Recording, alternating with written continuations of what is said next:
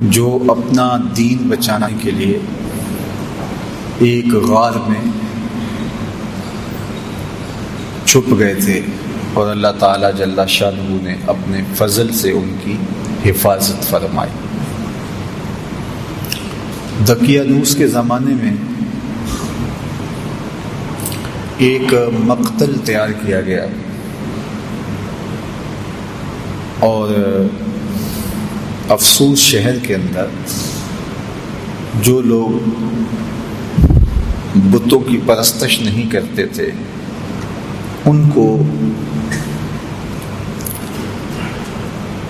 اس مقتل میں لے جا کر کے قتل کر دیا جاتا۔ لوگ ڈرتے ہوئے بتوں کی پرستش کرنے لگے۔ اسی شہر میں صالح اور نیک خاندانوں کے کچھ لڑکے تھے جنہوں نے بتوں کی پرستش سے انکار کر دیا۔ بادشاہ نے ان کو بلایا اور کہا کہ تم اگر بتوں کی پرستش نہیں کرتے ہو تو تمہیں بھی مقتل میں لے جا کر کے قتل کر دیا جائے گا، لیکن تمہاری اٹھتی جوانیاں، ان فوان شباب، خوبصورت چہرے مجھے اس بات سے روکتے ہیں کہ تمہیں قتل کروں، لیکن میں اپنے فیصلوں کو صادر کرنے والا ہوں۔ البتہ تمہیں 3 دن کی مہلت دیتا ہوں، تم سوچ لو ورنہ تمہیں بھی قتل کر دیا جائے گا۔ تو وہ نوجوان آپس میں مشاورت کرتے ہیں کہ کیا کیا جائے۔ کفر کو، بت پرستی کو تو کسی صورت میں ہم قبول نہیں کریں گے، دوسری صورت قتل کر دیے جائیں۔ راستہ یہ نکالا کہ شہر چھوڑ دیں اور کسی غار میں جا کے پناہ لے لیں۔ تو ان سب لڑکوں نے گھروں سے کچھ ضروری سامان لیا اور جا کے ایک غار میں پناہ لی۔ راستے میں ایک چرواہا ملا، اس نے کہا کہ تم کدھر جا رہے ہو؟ تو انہوں نے غرض بیان کی تو اس نے کہا کہ یہ آفت تو میرے اوپر بھی آئے گی جب ہر شخص کو بت پرستی پہ مجبور کیا جا رہا ہے، تو چلو میں بھی تمہارے ساتھ چلتا ہوں۔ چرواہے کے پیچھے اس کا کتا بھی ان کے ساتھ ہو لیا، تو انہوں نے اس کتے کو ہٹانا چاہا۔ ظاہر ہے کتا ہے تو جب وہ اپنے ہم جنس کو دیکھتا ہے تو شور و غل کرتا ہے، تو یہ پکڑے جائیں گے۔ لیکن کتے نے بارگاہ عزتی میں عرض کی اور زبان حال سے کہا کہ میں کوئی ایسی حرکت نہیں کروں گا، آپ کی سنگت مجھے محبوب اور مرغوب ہے۔ تو ان کا کتا بھی ساتھ ہو لیا۔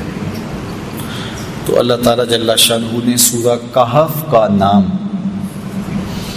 اس غار سے رکھا۔ کہف عربی میں غار کو ہی کہتے ہیں، اور یہ غار کہاں ہے؟ رقیم وادی میں ہے۔ یہ رقیم وادی کہاں ہے اس کے بارے میں علماء کا اختلاف ہے۔ امام قرطبی نے لکھا ہے کہ یہ اندلس کے قریب جگہ ہے جہاں رقیم وادی ہے اور اصحاب کہف کا غار ہے۔ اصحاب کہف کے غار کے حوالے سے ایک زیارت گاہ ترکی میں بھی موجود ہے جہاں لوگ جاتے ہیں، اور ان لوگوں کا خیال ہے کہ اصحاب کہف کی غار یہ ہے۔ مختلف لوگوں نے مختلف چیزیں لکھی ہیں۔ بہرحال کہف غار کو کہا جاتا ہے اور رقیم اس وادی کا نام ہے یا اس بستی کا نام ہے جس بستی میں یہ غار تھی۔ تو اللہ تعالیٰ جل شانہ نے قرآن مجید کے اندر ارشاد فرمایا،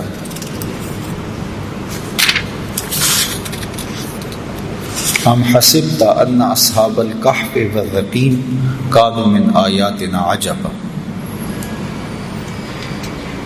تمہیں معلوم ہے کہ پہاڑ کی کھو اور جنگل کے کنارے والے ہماری ایک عجیب نشانی تھے۔ اب بادشاہ نے جب سختی کی کہ لوگوں کو بت پرستی پہ آنا پڑے گا، تو اپنا دھرم بچانے کے لیے، اپنا دین بچانے کے لیے، اپنا ایمان بچانے کے لیے یہ چند نوجوان تھے جنہوں نے فیصلہ کیا کہ شہر چھوڑ دیں گے اور اپنا دین بھی بچائیں گے اور اپنی جان بھی بچائیں گے۔ شہر نہیں چھوڑتے تو یا دین جائے گا یا جان جائے گی۔ اگر بادشاہ کی مان لیتے ہیں تو دین سے ہاتھ دھونے پڑیں گے، اگر نہیں مانتے تو جان سے ہاتھ دھونے پڑیں گے۔ تو تیسرا راستہ یہ نکالا کہ دین بھی بچ جائے اور جان بھی بچ جائے۔ تو یہ اس غار میں پہنچے، ظاہر ہے منزل ان کی آگے تھی، تو ابھی یہ شام کو بھاگے تو رات 1 رات 2 رات وہاں قیام کرتے اور پھر آگے کہیں نکل جاتے، لیکن وہیں جب پہنچے تو ان کے اوپر نیند کا غلبہ آ گیا اور یہ اس غار میں سو گئے۔ جو ان کے ساتھ کتا چلا تھا وہ بھی غار کے دھانے پر بیٹھا تو کتا بھی آغوش نیند میں چلا گیا اور یہ سوئے رہے، حتیٰ کہ 309 سال تک یہ نیند میں رہے۔ 3 صدیاں بیت گئی اور یہ نیند کی حالت میں رہے، اور اللہ جل شانہ نے ان اپنے پاک باز بندوں کے لیے اہتمام یہ کیا کہ ان کو بھوک اور پیاس بھی نہ لگی۔ انسان کو جتنی مرضی گہری نیند آئی ہو، جب بھوک لگتی ہے، جب پیاس کی شدت ہوتی ہے تو پھر انسان جاگ پڑتا ہے۔ تو یہ الوہی اہتمام تھا کہ اللہ جل شانہ نے ان کو بھوک اور پیاس بھی نہ لگنے دی کہ یہ جاگ پڑے۔ انسان باہر سے شور سنتا ہے تو شور کی وجہ سے بھی جاگ پڑتا ہے۔ تو اللہ تعالیٰ جل شانہ ارشاد فرماتا ہے فَضَرَبْنَا عَلَىٰ آذَانِهِمْ فِي الْكَهْفِ سِنِينَ عَدَدًا، اور ہم نے اس غار میں ان کے کانوں پر گنتی کے کئی برس تھپکا دیے، کانوں پر تھپکا لگا دیا کہ کوئی نامناسب آواز جو ان کو بیدار کر دے وہ بھی ان کے کانوں تک نہ جائے۔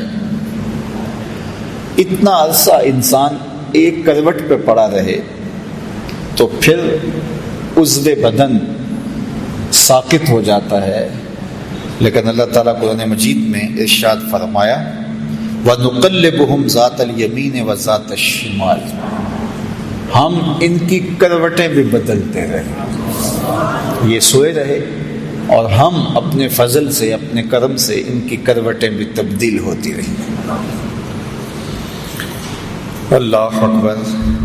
اب ظاہر ہے کوئی وہاں سے گزرا ہو اور وہاں ان کو دیکھا ہو تو ارشاد فرمایا وَتَحْسَبُهُمْ أَيْقَاظًا وَهُمْ رُقُودٌ، اور اگر کوئی ان کو دیکھے تو یہ لگے کہ یہ جاگ رہے ہیں حالانکہ یہ سوئے ہوئے تھے۔ اور پھر یہ بھی ارشاد فرمایا وَتَرَى الشَّمْسَ إِذَا طَلَعَتْ تَزَاوَرُ عَنْ كَهْفِهِمْ ذَاتَ الْيَمِينِ وَإِذَا غَرَبَتْ تَقْرِضُهُمْ ذَاتَ الشِّمَالِ وَهُمْ فِي فَجْوَةٍ مِّنْهُ۔ یہ جس غار میں سوئے پڑے تھے تو جب سورج وہاں سے گزرتا تو ہم سورج کو تھوڑا سا دائیں بائیں کر کے گزار دیتے تاکہ ان کے غار میں دھوپ کی وجہ سے بیداری نہ ہو۔ کیسا نیند کا اہتمام کیا گیا، کہا کانوں پہ تھپکے لگا دیے اور تاکہ شور ان کو نہ اٹھائے، اعضاء کہیں جامد نہ ہو جائیں، ہم کروٹیں بدلتے رہے، دھوپ کی شدت کی وجہ سے گرمی سے کہیں بیدار نہ ہو جائے، ہم نے نظام قدرت کو بدل دیا، نظام فطرت تبدیل ہو گیا۔ یہ کوئی حدیث ہوتی تو شاید کوئی اس کو ضعیف کہہ کے انکار کر دیتا کہ تم اللہ کے ولیوں کے بارے میں اتنی بڑی بات کر رہے ہو، نظام ہستی تبدیل ہو گیا۔ لیکن یہ قرآن ہے، کوئی انکار بھی نہیں کر سکتا۔ اللہ اکبر۔ وَتَرَى الشَّمْسَ إِذَا طَلَعَتْ تَزَاوَرُ عَنْ كَهْفِهِمْ ذَاتَ الْيَمِينِ وَإِذَا غَرَبَتْ تَقْرِضُهُمْ ذَاتَ الشِّمَالِ۔ کہا ہم نے سورج کے رخ کو بدل دیا، وہ آتا سیدھا، لیکن جب غار کی جگہ آتی، ان کا پہاڑ آتا، تو یہ سورج تھوڑا سا خم کھا کے گزر جاتا۔ اللہ اکبر۔ اور پھر ارشاد فرمایا وَكَلْبُهُمْ بَاسِطٌ ذِرَاعَيْهِ بِالْوَسِيدِ، اور ان کا کتا جو ساتھ چلا تھا وہ کلائیوں کو پھیلا کر کے غار کی چوکھٹ پہ بیٹھا ہوا ہے۔ یہ بھی ایک اہتمام ہے، کوئی چرواہا گزرتا ہوا آئے تو وہ کتے کو دیکھ کر کے جو ہے وہ سائڈ پہ ہو جائے، اور کوئی جانور آئے، کوئی موذی جانور بھی تو 309 سال کا عرصہ بیت گیا، کئی موذی جانور آئے ہوں گے، گزرے ہوں گے، کتے کو دیکھ کے وہ بھی رخ بدل لیں، پہرے دار بھی بٹھا دیا۔ اللہ اکبر۔ یہ عرصہ بھی 309 سال کا۔ اور ارشاد فرمایا لَوِ اطَّلَعْتَ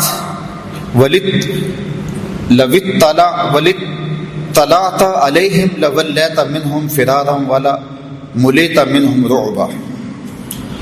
اگر تو انہیں جھانک کر دیکھے تو ان سے پیٹ پھیر کر بھاگے، ان کی ہیبت تیرے سینے میں بھر جائے۔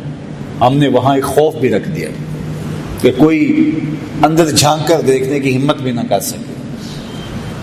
اللہ کے ولی سو رہے ہیں، قدرت نے الوہی اہتمام کر رکھے، سورج بھی رخ بدل کے گزر جاتا ہے، کتا غار کے دھانے پہ بیٹھا ہے، کوئی اندر آنے کی ہمت نہیں کر پاتا، ان کے کانوں پر ہم نے جو ہے وہ تھپکے لگا دیے، کوئی آواز بھی ان تک نہیں پہنچتی، دھوپ غار کے اندر جاتی نہیں ہے کہ وہ بیدار ہو جائے، بھوک اور پیاس کی شدت انہیں تنگ کرے اور وہ بیدار ہو جائیں، ایسا بھی نہیں ہے۔ اور وہاں ایک رعب رکھ دیا، ایک خوفناک منظر تھا وہاں کہ کوئی وہاں جاتا تو خوف سے آگے نہ جاتا، ایک رعب دل میں پیدا ہوتا تو وہ بھاگ جاتا۔ اور وہ کتنا عرصہ سوئے رہے وہاں، 309 سال تک۔ اللہ اکبر، 309 سال بیت گئے۔ اچھا، یہ ابھی آ کے سوئے ہی تھے، کچھ عرصہ کے بعد افسوس کا بادشاہ دقیانوس مر گیا، اور اس کی جگہ اس کا نیا جانشین آیا، وہ مرا، پھر دوسرا جانشین آیا، اس کا انتقال ہوا، پھر تیسرا، چوتھا، پانچواں، حتیٰ کہ وہ سارا نظام بدل گیا اور بیدروس کا زمانہ آ گیا۔ اور یہ نیک اور صالح حکمران تھا، اور یہ اس بات کا خیال رکھتا تھا کہ لوگوں کو عدل و انصاف فراہم کیا جائے اور لوگوں کے عقائد درست ہوں، اللہ پر آخرت پر لوگوں کا ایمان ہو۔ لیکن ایک فتنہ اس کے دور میں بپا ہوا۔ کچھ لوگوں نے کہا کہ حشر اجساد نہیں ہوگا، یعنی قیامت کے دن روحیں ہوں گی جو اللہ کے حضور پیش ہوں گی اور ان کا معاملہ ہوگا، جسم نہیں اٹھائے جائیں گے، حشر ارواح ہوگا، حشر اجساد نہیں ہوگا۔ یہ مٹی کے اندر بدن مل جائے گا، گل سڑ جائے گا، تو کیسے دوبارہ مٹی سے بدن کو اٹھایا جائے گا اور پھر حشر اجساد ہوگا؟ یہ بات سمجھ میں نہیں آتی۔ مشرکین مکہ کی سمجھ میں بھی یہ بات نہیں آئی تھی، انہوں نے بھی یہی کہا تھا وَضَرَبَ لَنَا مَثَلًا وَنَسِيَ خَلْقَهُ قَالَ مَن يُحْيِي الْعِظَامَ وَهِيَ رَمِيمٌ۔ سورہ یاسین کا آخری رکوع اٹھائیے۔ انہوں نے بھی کہا کہ جب ہم گل سڑ جائیں گے، ہڈیاں مٹی میں مل جائیں گے، تو کس طرح دوبارہ ہمیں اٹھایا جائے گا؟ وہ کہتے تھے یہ بات سمجھ میں نہیں آتی کہ ہم دوبارہ زندہ کیے جائیں، دوبارہ ان اجسام کو اٹھایا جائے۔ اور نضر بن حارث کہیں سے پرانی قبر سے کوئی بوسیدہ سی ہڈی اٹھا لایا اور ہڈی اٹھا کر کے حضور کے سامنے آ کھڑا ہوا، اور ہڈی کو، بربری سی ہڈی کو یوں حضور کے سامنے توڑتا ہے اور اس کے ریزے زمین پہ گرتے ہیں، اور ساتھ حضور علیہ السلام سے مخاطبت کرتے ہوئے کہتا ہے ان ہڈیوں کو کون زندہ کرے گا جو میرے ہاتھوں کے معمولی لمس کو بھی برداشت نہیں کر پا رہے, یہ ان کے ریزے ریزے ہو رہے ہیں. آپ جو دین لے کر آئے ہیں اس دین میں یہ ہے کہ ان ہڈیوں کو بھی زندہ کیا جائے گا, تو مجھے بتائیے ان ہڈیوں کو کون زندہ کرے گا؟ قل یحییھا الذی انشأھا اول مرہ وہو بکل خلق علیم. فرمایا محبوب فرما دیجئے یہ تو ہڈیاں ہیں, جب ہڈیاں بھی نہیں تھی جس نے انسان بنا لیا وہ ہڈیوں کو بھی زندہ کر لے گا. اب تو میٹیریل موجود ہے لیکن بکھرا پڑا ہے, میٹیریل ہے کمزور ہو گیا ہے. تو جب یہ ہڈیاں بھی نہیں تھی تو جب امر کن سے اس نے ہڈیوں کے بغیر انسان کو کھڑا کر دیا اور ہڈیاں پیدا کر دی, تو اب تو ان ریزوں کو جوڑ کے بنانا ہے, بکھرے میٹیریل کو جوڑنا ہے, تو اس کے لیے کیا مشکل ہے. تو بہت سارے لوگوں کی بات یہ سمجھ میں نہیں آتی, وہ کہتے ہیں کیسے ہو سکتا ہے. اللہ اکبر. تو اس زمانے میں بیدروس کے زمانے کے اندر یہ 300 سال کا عرصہ ہے دقیانوس سے بیدروس کے زمانے کا, مورخین نے لکھا ہے. تو اس زمانے میں حشر اجساد پہ بات ہو رہی تھی اور لوگوں کے دو گروہ بن گئے تھے. ایک طبقہ کہتا تھا کہ جسم بھی اٹھائے جائیں گے اور روحوں کو تو موت نہیں ہے, اور دوسرا طبقہ کہتا ہے کہ نہیں, جو گل سڑ گئے مٹی میں وہ کیسے اٹھائے جا سکیں گے, 3 دن کے بعد تو بدن پھٹنے لگتا ہے اور کچھ عرصے کے بعد ہڈیاں بھی گل جاتی ہیں, تو کس طرح جو ہے وہ دوبارہ اٹھایا جائے گا مرنے کے بعد. ہاں روحوں کا حشر ہوگا, اجساد کا حشر نہیں ہوگا. یہ اس بحث میں پڑے ہوئے تھے, شہر میں یہ ہنگامے تھے, اس عنوان سے مناظرے تھے, طبقات تھے, اور ملک بیدروس بہت پریشان تھا کہ کس طرح قوم کو سمجھایا جائے. اور ادھر ان اللہ کے ولیوں کو سوئے ہوئے 309 سال بیت چکے تھے. اچانک ایک کی آنکھ کھلی, پھر دوسرے کی کھلی, تو چند لمحوں کے اندر یہ سارے جاگ کے بیٹھ گئے. اب بیٹھے ہی تھے کہ بھوک کی شدت محسوس ہوئی, اور جب شدت محسوس ہوئی تو کہا کہ جاؤ کوئی شخص چھپ چھپ کے جائے اور جا کے ہمارے لیے کھانا لے آئے اور دیکھے کہ کسی کو پتہ نہ چلے. پہلے تو پریشان ہوئے کہ ہم کتنی دیر سوئے ہیں. بعض نے کہا دن کا کچھ حصہ سوئے ہیں, رات کو آئے تھے اور اب چاشت کا وقت ہے تو بس ہم کافی دیر سے سوئے ہوئے. بعض نے کہا نہیں, ہم شاید پرسوں سے سوئے ہوئے ہیں. جب دیکھا تو ناخن بڑے ہوئے تھے تو بال بھی بڑے ہوئے تھے. تو کہا ہمارا معاملہ کوئی عجیب ہی لگتا ہے, ہمارے بدن پہ اتنی تھکن بھی نہیں ہے کہ ہم مدتوں سوئے ہوں, اور پھر کیسے ہو سکتا ہے کہ ہم اتنی دیر سوئے رہے ہوں, اور جو ہے وہ کیسے ممکن ہے. تو پھر کہنے لگے خیر ہمارا معاملہ کچھ عجیب سا ہی ہے. اور انہوں نے پہلے تو بحث کی, قالوا لبسنا یوما او بعد یوم, پھر کہا قالوا ربکم عالم بما لبستم, اللہ خوب جانتا ہے ہم کتنی دیر سوئے. چھوڑو اس بحث کو, بھوک کی بڑی شدت ہے تو کوئی جائے اور جا کے شہر سے چھپ چھپ کے چلا جائے اور کھانا لے آئے.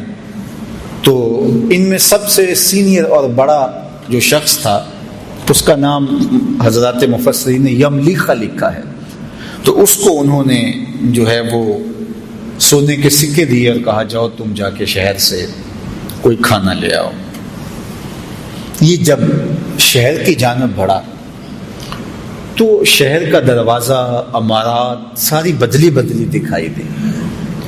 ابھی کل ہی تو نکلے تھے اور ماجرا کچھ اور تھا, آج عمارتیں کچھ اور ہیں.